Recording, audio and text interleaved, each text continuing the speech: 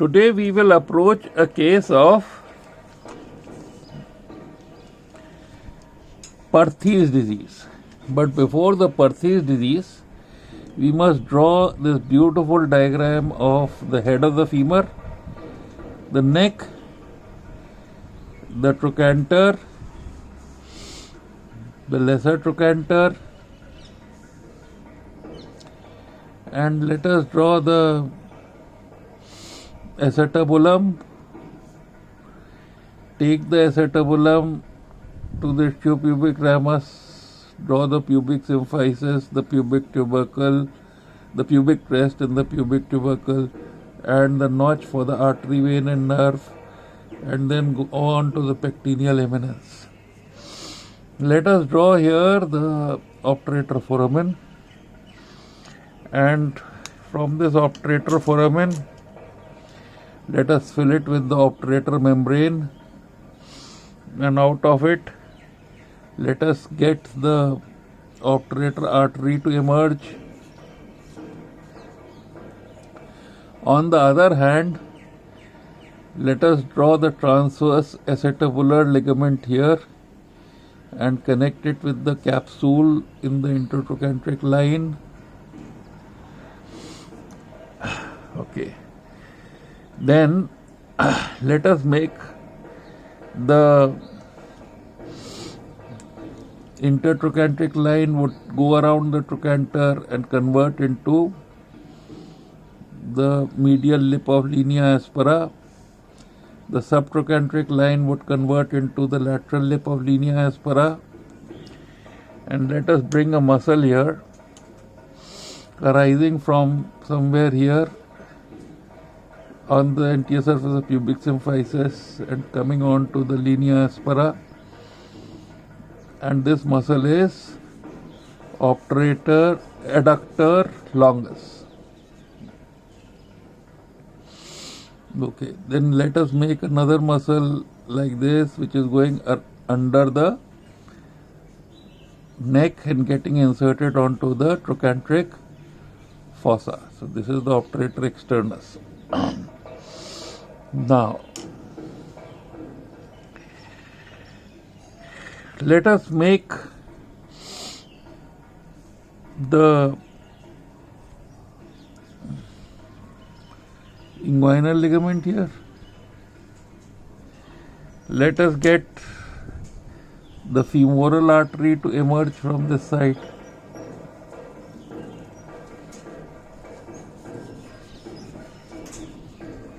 Let it divide on the superior border of adductor longus into the profunda femoris and the femoral, forcepping the adductor longus muscle. From the profunda femoris would arise the medial circumflex femoral going behind the femur and coming out like this. And from it also will arise the lateral circumflex femoral. So the lateral and the medial circumflex femoral will embrace the upper end of femur. From both will arise an ascending artery like this, and that ascending branches of the two arteries would embrace the base of the neck of femur. So these are the two embraces, embracing the subtrochanteric region and embracing the neck of femur. Now, from the obturator, now we start talking about the blood supply of the head. So, from the obturator artery would arise the artery of ligamentum teres.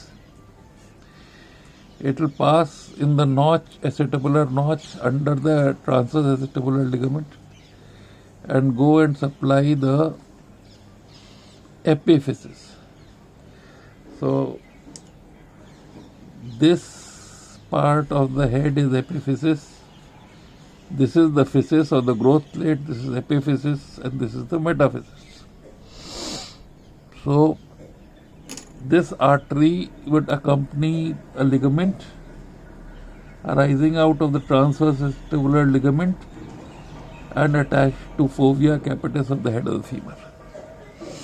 Now this is artery of ligamentum teres.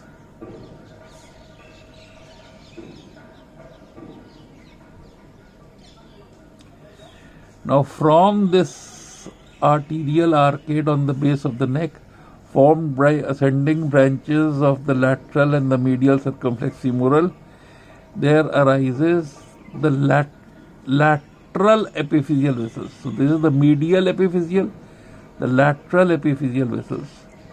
These lateral epiphyseal vessels are outside extraosseous. They are not inside the bone. So they cross the growth plate and supply the epiphysis from the lateral side. So you have the lateral epiphyseal vessels. Now we would draw a section of the head, neck. On the section of the neck, we'll draw the marrow. We'll place an intraosseous vessel which will be blocked by the growth plate. It will not be able to reach the epiphysis. And we'll draw the posterior and the anterior lateral epiphyseal vessels. Above this, you would put a layer of synovium and this is the synovium just around the neck of femur, and then there will be the synovium is a sac, and so there will be a synovium which is lining the capsule,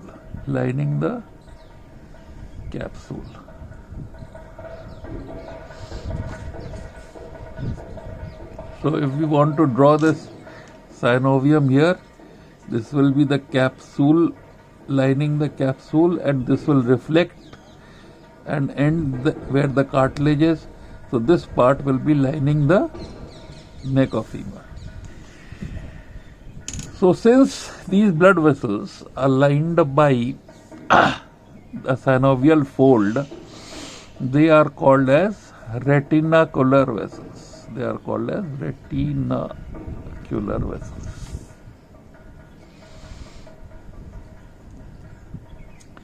And now imagine that there is an increase in the pressure of the synovial cavity. So the pressure here has increased.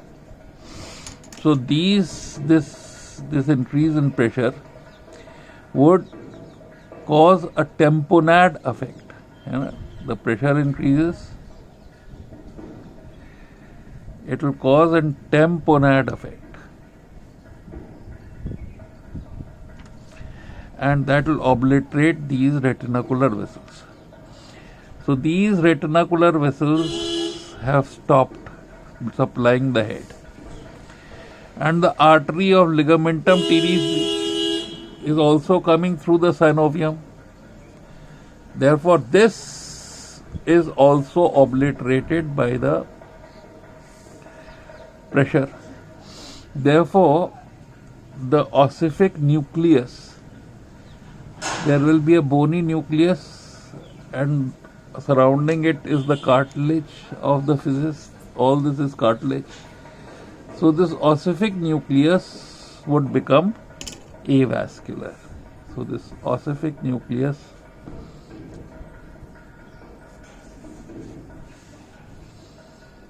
would become avascular.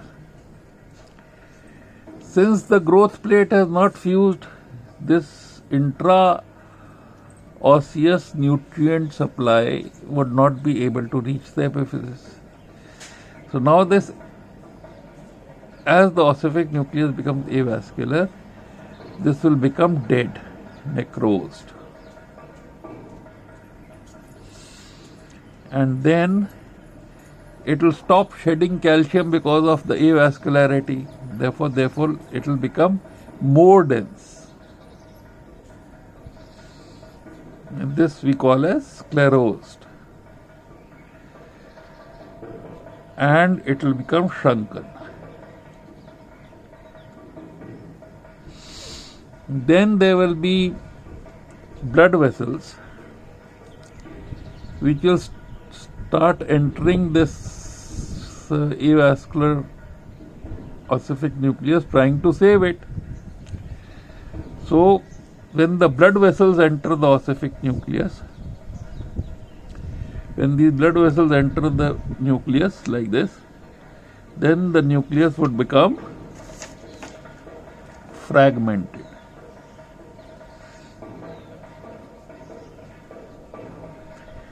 And then what will happen, that there will be new bone formation around the nucleus.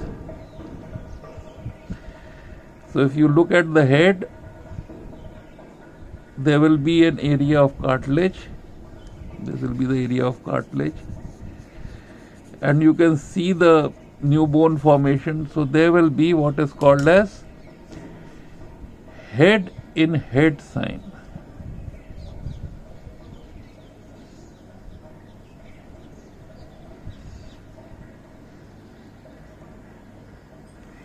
And then gradually this shrunken ossific nucleus will be absorbed, and you will again get a normal ossified area, ossification, surrounded by cartilage tissue, and this cartilage tissue is also part of the growth plate. So this will then become normal. Now the problem with this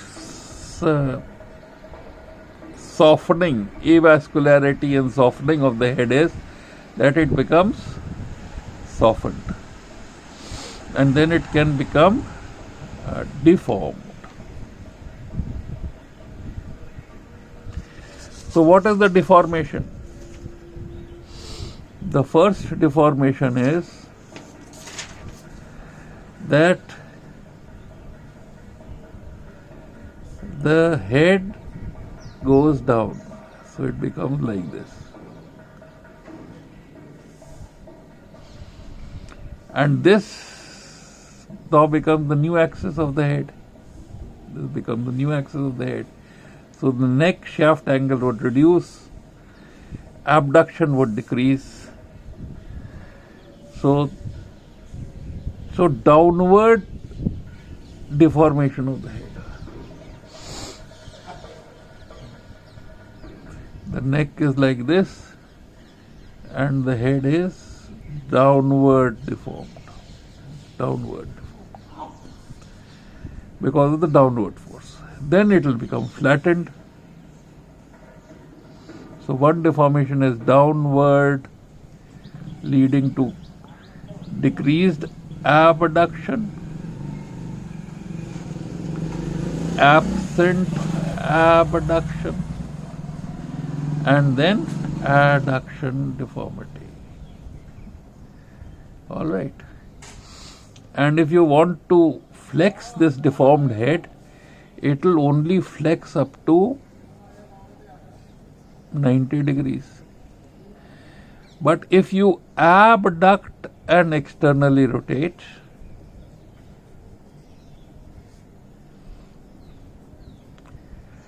then the axis would be restored in the acetabulum and flexion would become complete. So this physical sign is known as sign of demonstrating axis deviation.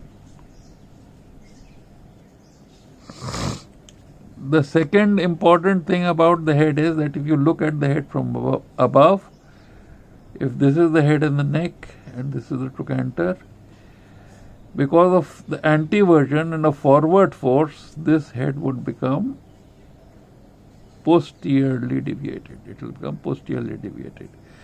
So, external rotation, there will be decreased internal rotation. There will be absent internal rotation. and there can be a external rotation deformity.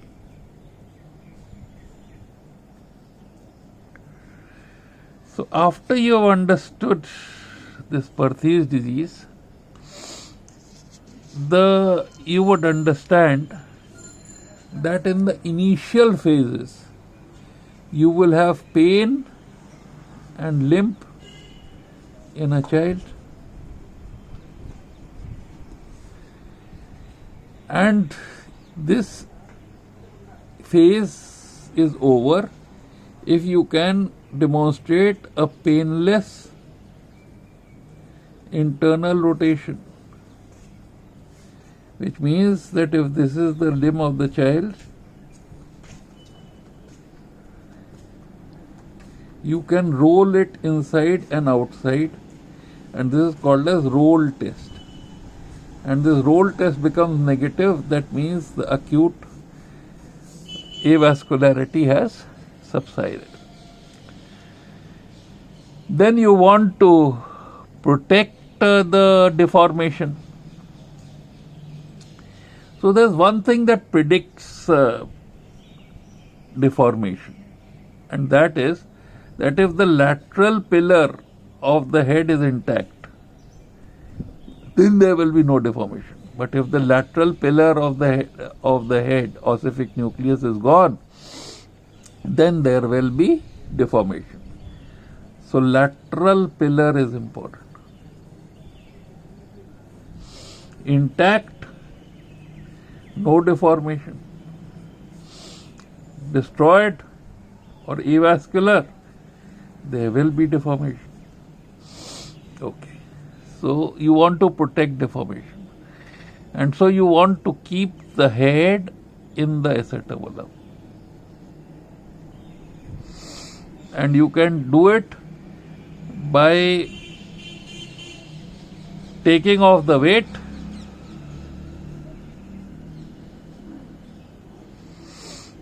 and by keeping the hip in abduction and external rotation. And the way that you can do it is till the child can't walk. If this is the head of the child, this is the shoulder, this is the abdomen, then you keep these limbs in abduction, external rotation like this.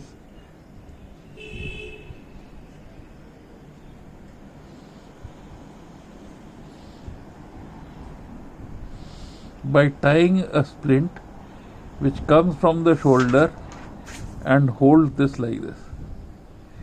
So this type of splint coming from the back of the shoulder, holding the shoulder and holding the thigh together, holding the shoulder and holding the thigh together and tied to each other is called as Von Rosen splint.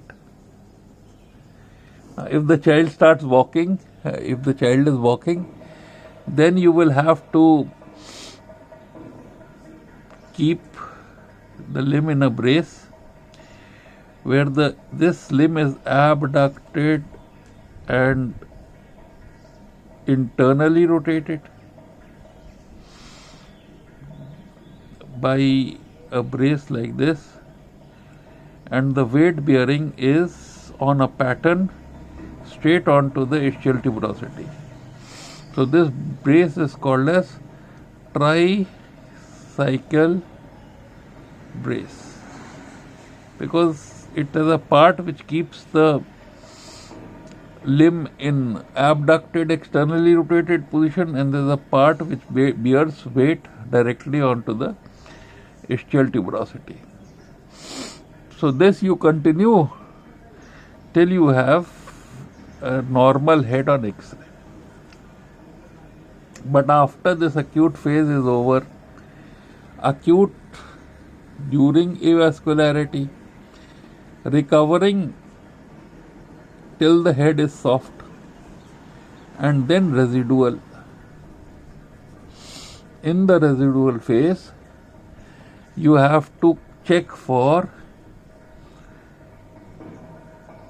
if this is the acetabulum, this is the head.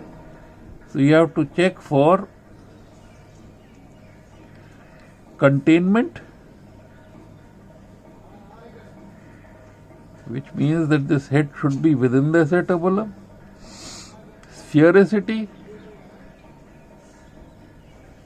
it should be spherical, not flattened. And congruence.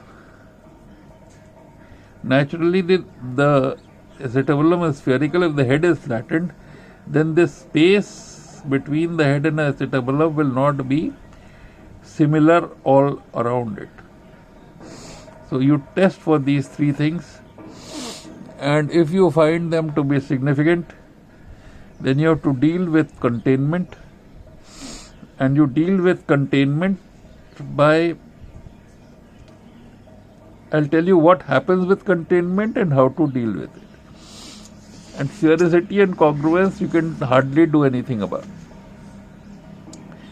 So, if this is the acetabulum,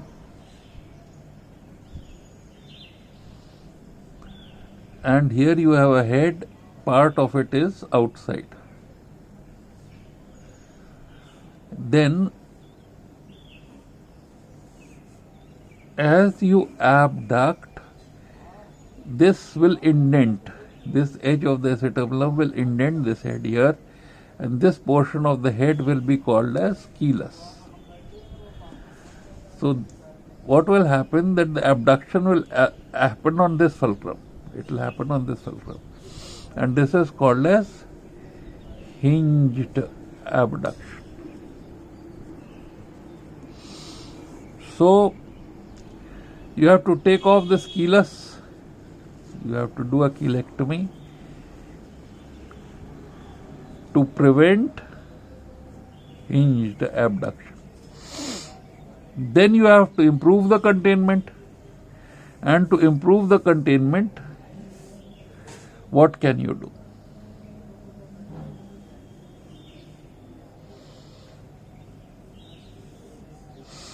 Because if you want to improve the containment, supposing this portion of the head is outside the acetabulum, you can shift this portion of the acetabulum up to this place by a osteotomy. So this type of osteotomy, where you have only shifted the roof down to contain the head, is called as Pemberton pelvic osteotomy.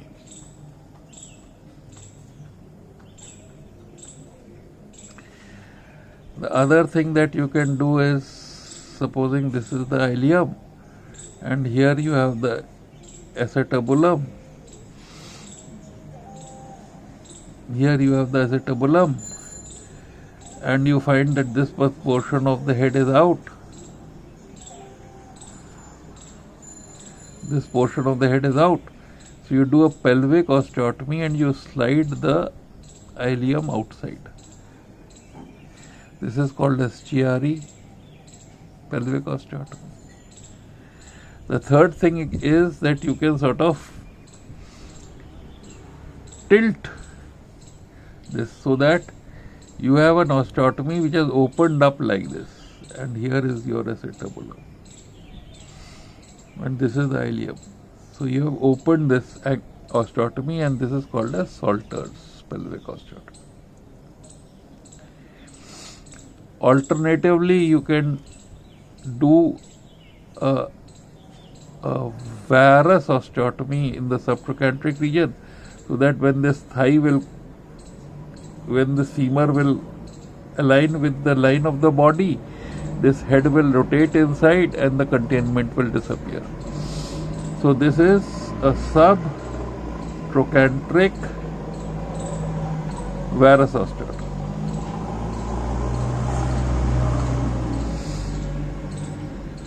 So now I will just describe you a case of question and answers, or if it is a case of Perthes disease. What is my diagnosis? My diagnosis is Perthes disease. Why do I say so? Because this mother reports pain and limp in her 7-year-old child.